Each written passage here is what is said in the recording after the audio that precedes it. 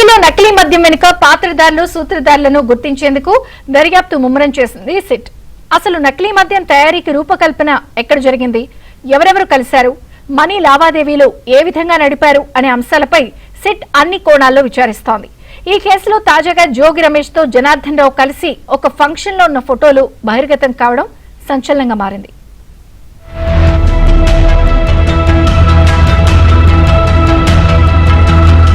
అన్నమయ్య జిల్లా ములకల చెరువులో వెలుగు చూసిన నకిలీ మద్యం కేసు ఏపీని కుదిపేస్తున్న నేపథ్యంలో ప్రభుత్వం ఇటీవలి కీలక నిర్ణయం తీసుకుంది.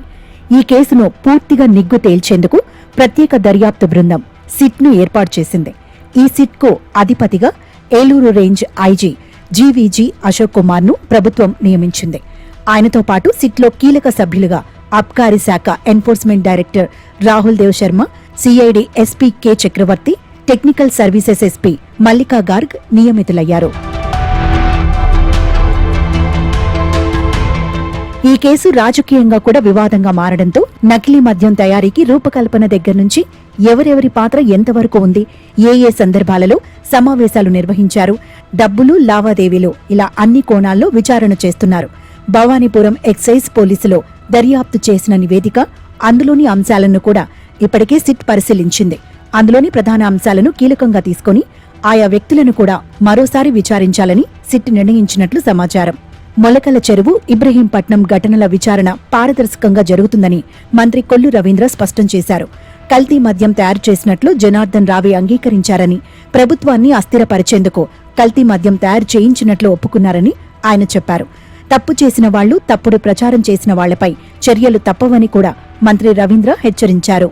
గుంటూరు ల్యాబ్ కి ఇబ్రహీంపట్నంకు సంబంధించినటువంటి శాంపిల్స్ పంపించిన మీదట ఆ శాంపిల్స్ అన్నీ కూడా టెస్ట్ చేసి నాణ్యత లేని, హానికరం కాని పదార్థాలు ఉపయోగించారని చెప్పి దాంట్లో ల్యాబ్ రిపోర్ట్లో రావడం జరిగింది. దాన్ని సాక్షి పేపర్ అలాగే ఒక బ్లూ మీడియా వాంటెడ్గా తప్పుడు ప్రచారాలు చేస్తుంది. ఏవో వాస్తవాలు చాలా విషయాలు బయటకు వచ్చినాయి. ఇవాళ అక్కడ మేము చాలా క్లారిటీగా ఉన్నాం, క్లియర్గా ఉన్నాం. ఈ కేసు విషయంలో చాలా సీరియస్గా ఉన్నాం. దానికోసమే ఇవాళ ఏపీ ఎక్సైజ్ సురక్ష యాప్ తీసుకొచ్చాం. ఈ యాప్ ద్వారా ప్రతి షాప్ లో కూడా ఏదైతే ప్రతి బాటిల్ ని కూడా స్కాన్ చేస్తున్నాం. నకిలీ మద్యం కేసులో విచారణ చేసే కొద్దీ అనేక మంది పాత్రధారులు, సూత్రధారుల పేర్లు బయటకు వస్తున్నాయి.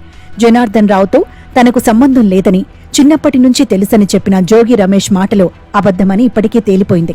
తాజాగా వారిద్దరూ ఫంక్షన్లకు కూడా చట్టాపట్టాలేసుకుని వెళ్లిన ఫోటోలు ఇప్పుడు సోషల్ మీడియాలో వైరల్ కావడంతో ఈ కేసు నుంచి తప్పించుకునేందుకు జోగి రమేష్ అన్ని అబద్దాలే చెబుతున్నారని తేలిపోయింది.